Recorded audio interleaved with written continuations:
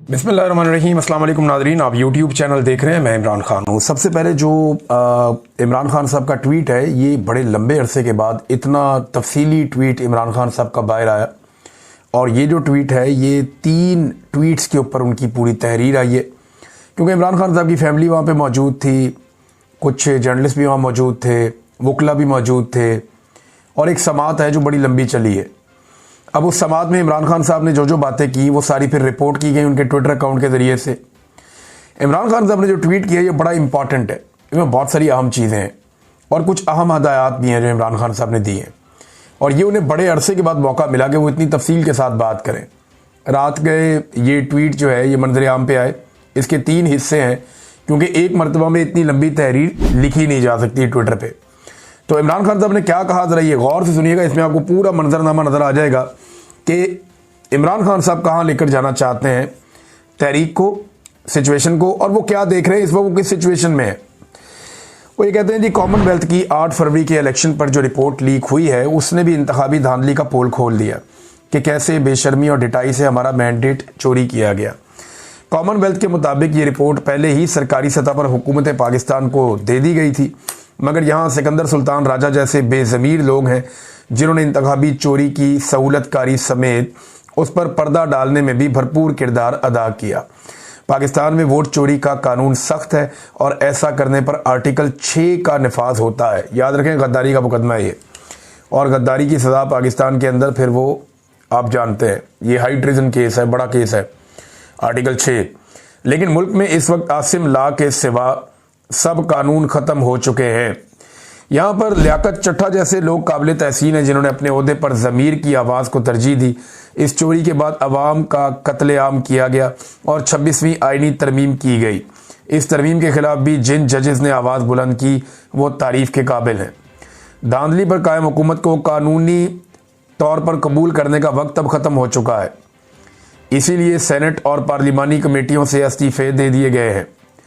अपने अरकान पार्लियामेंट को पैगाम देना चाहता हूं कि मुल्क में नाफिज आसिम लॉ से बिल्कुल ना घबराएं, ना ही जेल से घबराएं। एक फ़र्द वाहिद अपने इक़्तिदार की हवस को पूरा करने की खातिर आपको दबाना चाहता है।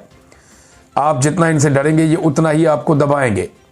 आप हक पर हैं और हक और सच इंसान को बहादुर बनाता है और हक की ही फतह होती है। ये जी पहला हिस्सा था, और इसमें आसिम मुनीर साहब को उन्होंने डायरेक्टली इमरान खान साहब ने रगड़ा दिया कि जनाब ये आपको डराते हैं, ये फ़र्द वाहिद है, ये अपने इक़्तिदार की हवस पूरी करना चाहता है, इस तरह इमरान खान साहब ने कहा, और ये आप सबको दबाना चाहता है। आप जितना डरेंगे, ये उतना आपको दबाएगा, और आप हक पर हैं। हक और सच इंसान को बहादुर बनाता है और हक की ही फतह होती है। अब आ जाए इसका जो दूसरा हिस्सा ट्वीट का, उसमें इमरान खान साहब ने अब अफ़गानिस्तान, पाकिस्तान और ये जो अमन व अमान के और दहशतगर्दी के मामलात हैं, इनको एड्रेस किया है। अफ़गानों और कबायली अवाम के साथ भी 9 मई की तर्ज पर ही एक फॉल्स फ्लैग रचाया जा रहा है। जब से आसिम मुनीर को चार्ज मिला है, अफगानिस्तान के साथ ताल्लुकात जानबूझकर बिगाड़े जा रहे हैं और उन्हें मुसलसल पाकिस्तान से जंग शुरू करने पर उकसाया जा रहा है, ताकि मौजूदा अफगान हुकूमत की मुखालिफ लॉबी को खुश किया जा सके और मगरिब के सामने एक निजात दहिंदा बनने की कोशिश की जाए। सबसे पहले अफगान हुकूमत को संगीन धमकियाँ दी गई, फिर मजहबी, इखलाकी और पनागज़ीनों के आलमी हकूक़ की खिलाफ वर्जी करते हुए 3 नस्लों से पाकिस्तान में मुकीम अफगान भाइयों को धक्के देकर मुल्क से निकाला गया। उसके बाद अफगानिस्तान की सरजमीन पर हमले किए गए और अब ये कहकर दहशतगर्द आ गए हैं, कबायली इलाकों में ऑपरेशन लॉन्च कर दिए गए हैं। इन पॉलिसियों की वजह से हर जानिब हमारे ही लोग शहीद हो रहे हैं। पुलिस एहलकार, फौजी और आम बेगुनाह लोग जो शहीद हो रहे हैं, सब हमारे अपने हैं। इस तर्ज अमल से कभी अमन कायम नहीं होता। पायदार अमन हमेशा बातचीत से कायम होता है। अच्छा, यहाँ इमरान खान साहब ने एक बड़ा टेक्निकल नुक्ता उठाया। पाकिस्तान में तो दहशतगर्दी होती है ना, तो ये सारे लोग या जो भी टाउट हैं एस्टेब्लिशमेंट के या मौजूदा रजीम के जो सहूलतकार हैं या जो बेनिफिशरी हैं, वो सारे, या मिलिट्री एस्टेब्लिशमेंट के लोग, ये कुछ चंद लोग ही हैं, सारी फौज तो ऐसे नहीं सोचती। ये चंद लोग हैं, वो ये प्रोपेगेंडा करते हैं, बयानियाँ बनाते हैं कि देखो ना इमरान खान बात करता है अफगानिस्तान के हक में, देखो ना इमरान खान बात करता है बातचीत की, ये देखो ये कत्लेआम हो रहा है। इमरान खान साहब ने इसका तोड़ दिया कि ये कत्लेआम हो ही इसलिए रहा है कि आप बातचीत नहीं कर रहे। अल्टीमेटली आपको बातचीत करनी पड़ेगी, जितनी मर्जी आप लड़ाई करें। यूक्रेन और रशिया की लड़ाई गुज़िश्ता 3.5 साल से लगी हुई है। एक दिन आएगा वो बैठेंगे और बातचीत करेंगे, मसला हल हो जाएगा। ये मसले जो है वो टेबल पे ही हल होते हैं। ये मुमकिन नहीं है कि आप टेबल के बगैर मसला हल कर दें। आपको अफगानिस्तान फतह नहीं करना और उन्होंने पाकिस्तान फतह नहीं करना। तो इमरान खान साहब ने कहा कि जो पायदार अमन बातचीत से ही होता है।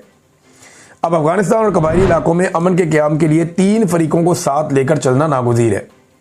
सबसे पहले पाकिस्तान के कबायली इलाकों की अवाम, दूसरे अफगान हुकूमत और तीसरे अफगानिस्तान की अवाम। यानी जो कबायली लोग हैं उनको, जो अफगान लोग हैं उनको, और जो हुकूमत है अफगानिस्तान की उसको आपको लेना पड़ेगा ऑन बोर्ड। इन तीनों फ्रीकैन की मदद के बगैर कोई कामयाब ऑपरेशन या कोई पायदार हल नहीं हो सकता। खैबर पख्तूनख्वा में कुछ करने की कोशिश है, जो कुछ करने की कोशिश है वो सिर्फ तहरीक इंसाफ की हुकूमत को गैर मकबूल करने के लिए है। मिलिट्री ऑपरेशन से दहशतगर्दी मजीद बढ़ेगी और जब पुलिस इस बढ़ती हुई दहशतगर्दी को कंट्रोल करने में लगेगी तो गवर्नेंस और अमन व अमान का बेड़ा गर्क हो जाएगा। ऐसी ही पॉलिसी ANP के दौर में भी अपनाई गई थी। खैबर पख्तूनख्वा के तमाम MPAs, MNAs और सेनेटर्स वज़ीर आला के साथ बैठकर वहाँ के मसाइल का जल्द अज जल्द हल निकालें। खसूसी तौर पर जिन इलाकों में सैलाब आया है वहाँ अमन कायम रखने के लिए खसूसी इक़दाम किए जाएँ। हमारे इत्तेहादी महमूद खान अचकज़ई की क़यादत में एक अमन वफ़द लेकर अफ़गानिस्तान जाए और वहाँ बातचीत से मसाइल का हल तलाश करें। अली बिन गंडापुर को वो कहता है जी कि मेरे पास पासपोर्ट ही नहीं है। वैसे कहानियाँ बहुत अजीब हैं गंडापुर साहब की। आज तक उन्होंने जो कहानियाँ सुनाई पाकिस्तान की तारीख़ में कोई सियासतदान ऐसी कहानियाँ नहीं सुना सका। कभी वो बेशुमार पहाड़ क्रॉस करके कई ज़िले पार कर जाते हैं और वो भी एक रात के पहर में कर जाते हैं, रातों रात। जो काम लोग सुपर फिट ह्यूमन बींग्स नहीं कर सकते वो गंडापुर साहब कर गए, और वो ह्यूमनली पॉसिबल ही नहीं है। बहुत ही अजीब काम किया उन्होंने। कभी इमरान खान कहते हैं डी चौक जाओ तो वो डी चौक ही नहीं जाते। कभी वो कफन पहन के निकलते हैं, लोगों को बोलते हैं कि मौत के मुंह में हमने जाना है, हमारे जनाजे पढ़ देना, फिर वहाँ पे लाशें छोड़ के खुद भाग जाते हैं। तो बहुत अजीब अजीब काम किए गंडापुर ने। फिर वो कहते हैं मैं 90 दिन के बाद सियासत छोड़ दूंगा अगर इमरान खान बाहर ना आया तो। अब ये बयान भी उनका 12 जुलाई का है। 12 अगस्त 12 सितंबर 2 महीने और 2 दिन तो गुजर गए और 2 महीने और तीसरा दिन अब जारी है। पीछे 27 दिन रह गए हैं। अब गंडापुर साहब वादे के मुताबिक क्या रिज़ाइन करेंगे, क्या वो सियासत छोड़ेंगे, ये एक सवाल तो है, लेकिन मैं अच्छी तरह जानता हूं कि नहीं छोड़ेंगे, क्योंकि उन्होंने बड़ी मुश्किल से जो है वो ये ओहदा हासिल किया है और इमरान खान साहब की बातें वो मान नहीं रहे, और इसीलिए नहीं मान रहे। यानी वो कहते हैं मेरी इमरान खान से मुलाकात नहीं होने दी जाती। अंदाज़ा करें आप, क्या कोई वज़ीर आला इतना बेबस हो सकता है? कभी हमने तारीख में सोचा भी नहीं, सुना भी नहीं, लेकिन यहाँ पे हम देख रहे हैं। बहुत अजीब अजीब चीज़ें हम देख रहे हैं। जी मेरा पासपोर्ट नहीं है मेरे पास, ये भी बहुत अजीब चीज़ है। जी मैं अफगानिस्तान नहीं जा सकता। अगले वीलॉग में आपको बताऊंगा। अब तक के लिए इतनी, अपना ख्याल रखिएगा, अपने चैनल का भी। अल्लाह हाफ़िज़।